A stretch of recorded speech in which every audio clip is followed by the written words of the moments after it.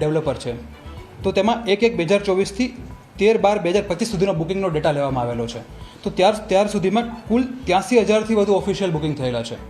આ બુકિંગમાંથી 12,800 જેટલા બુકિંગ અનધિકૃત રીતે થયેલા છે. તો પ્રથમ વસ્તુ આ લોકોએ એ કરેલી છે કે પોતે એજન્ટ બનીને આ રીતે વધારે પડતા ભાવમાં અનધિકૃત રીતે બુકિંગ કરવામાં આવ્યું છે. હવે એક સિસ્ટમ એ છે કે રૂલ્સ એન્ડ રેગ્યુલેશન જે ગીર વેબસાઇટ પર પણ આપવામાં આવેલા છે અને ઓફિશિયલ રીતે પ્રસિદ્ધ પણ કરવામાં આવ્યા છે. કોઈ પણ એક વ્યક્તિને એક ઈ પરમિટ મળે છે અને એક ઈ પરમિટ ઉપરથી 6 વ્યક્તિનું બુકિંગ થઈ શકે છે. તો આમના એક નામ પરથી એક દિવસમાં બહુ જ વધારે પડતા બુકિંગ કરવામાં આવેલા છે. તો એ આપણે જોઈ શકીએ કે આટલા ટાઈમ સુધીમાં 12,000 જેટલા બુકિંગ આ રીતે કરવામાં આવ્યા છે. એમાં એક છે એબી ટૂર્સ એન્ડ ટ્રાવેલ્સ, એક છે નાઝ ટૂર્સ એન્ડ ટ્રાવેલ્સ, અને જેના દિલ્હી સાથે પણ લિંક્ડ છે. તો એ લોકોને પણ અમે પકડવામાં આવેલા છે. તો તેના મુખ્ય 3 આરોપીઓ છે આપણી સાથે.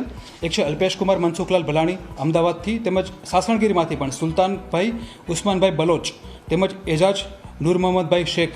તો આ 3 લોકોની ધરપકડ પણ કરવામાં આવી છે અને આગળની પણ તેમની તપાસ ચાલુ છે.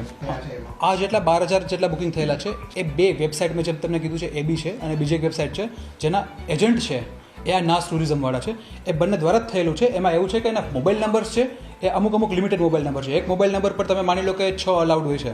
તો એમને total over the period of time એમને ખાલી 15થી 20 જેટલા મોબાઈલ નંબરનો ઉપયોગ કર્યો છે અને એનાથી 12,000 જેટલું પેલી વસ્તુ કરેલું છે. ગુજરાતનું ફોરેસ્ટ ડિપાર્ટમેન્ટ ગુજરાતના નાગરિકોને સરળતાથી અને સરળ રીતે અને ખૂબ જ ઇઝીલી જ્યારે વેબસાઇટ પરથી પોતાની સરકારની ઓફિશિયલ વેબસાઇટ છે girlion.gujarat.government.in તેના પરથી બુકિંગ થઈ શકે અને સસ્તા ભાવમાં ટિકિટ મળી શકે તે માટે સગવડતા ઊભી કરવામાં આવી છે.